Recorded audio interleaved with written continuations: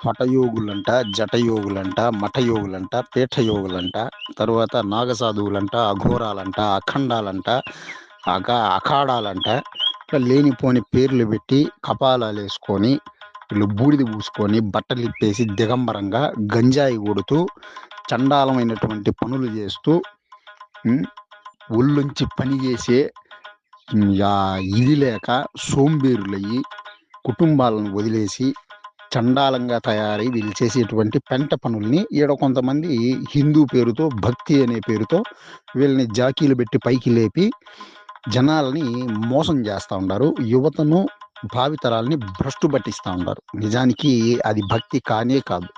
అది వాళ్ళు విచ్చలవిడితనం అనేసి అంటాను దాన్ని. భక్తి అంటే అది కాదు. వాళ్ళు -15 20 డిగ్రీ సెల్సియస్లో కూడా మంచు కొండల్లో తపస్సు చేస్తారంట. ఎవడైనా చేయొచ్చు, ప్రతి ఒక్కరూ చేయొచ్చు. అన్నీ నమ్మద్దండి. వీళ్ళందరూ ఫేక్ గాళ్ళు. నిజమైన భక్తి అంటే వేరే ఉంది. భక్తి మార్గాలు ఇవి కావు. వీళ్ళు శివుడి పేరుతో హరహర మహాదేవ శంభో శంకర అనేసి కేకలు పెడుతూ హిందూ ధర్మం హిందూ మతం అనేసి అనుకుంటూ అరుచుకుంటూ వీళ్ళు జనాల్ని భయపెడుతూ గారడి విద్యలు చేస్తూ జనాల్ని మోసం చేస్తూ ఉంటారు. ఆ నీచ వెధవలేమో గంజాయి కొడుతూ ఫోటోల్లో ఫోజులు ఇస్తూ వీడియోలు తీస్తూ వాళ్ళు ఈ ఆయుధాలు పట్టుకొని జనాల మీద దాడులు చేస్తూ ఉంటారు. అదేమనేసి అడిగితే వీళ్ళు జర్నలిస్టులు అంటే కొంతమంది, వాడు శాస్త్రం నేర్చుకున్నాడు, శస్త్రం కూడా తెలుసంట వానికి, శాస్త్రంతో పాటుగా శస్త్రం కూడా తెలుసంట, వాడు దాడి కూడా చేస్తాడంట, యుద్ధం కూడా చేస్తాడంట. ఎవని మీదరా వాడు యుద్ధం చేసేది? అమాయక ప్రజల మీద, జర్నలిస్టుల మీద, వాడిని ప్రశ్నించినటువంటి వాళ్ళ మీద వాడు దాడి చేస్తే వాడు యోగి అంటారా? వాడిని సన్యాసి అంటారా? లేదా వాడిని రౌడీ అనాలా? ఏమనాలి? ఈ దేశంలో ప్రభుత్వం ఉందా లేదంటే కళ్ళు మూసుకొని పోయి నిద్రపోతా ఉందా అనేది అర్థం కావడం లేదు.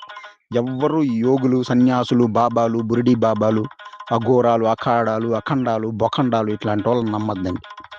దీనికి తోడు మళ్ళీ సినిమాలు కూడా ఈ నీచుల మీద అఖండ అని ఒక సినిమా తీసినాడు. మళ్ళీ ఇంకోటి అఖండ 2 అనేసి సెకండ్ టీం, మళ్ళీ ఇంకొక అఖండ 2 అని రెండో సినిమా తీసేదానికి ఈ అఖండ డైరెక్టర్ వాళ్ళు వీళ్ళు ఈ టెక్నికల్ టీం వీళ్ళంతా పోయినారంట కుంభమేళాకి.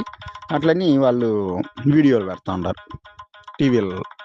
ఇదంతా సామాజిక విచ్ఛిన్నం అయ్యేదానికి, సమాజం ఇంకా పతనం అయిపోయేదానికి, ఇంకా అధమనిలోకి అధోగతిలోకి వెళ్ళిపోయేదానికి కారణాలు ఇట్లాంటివే.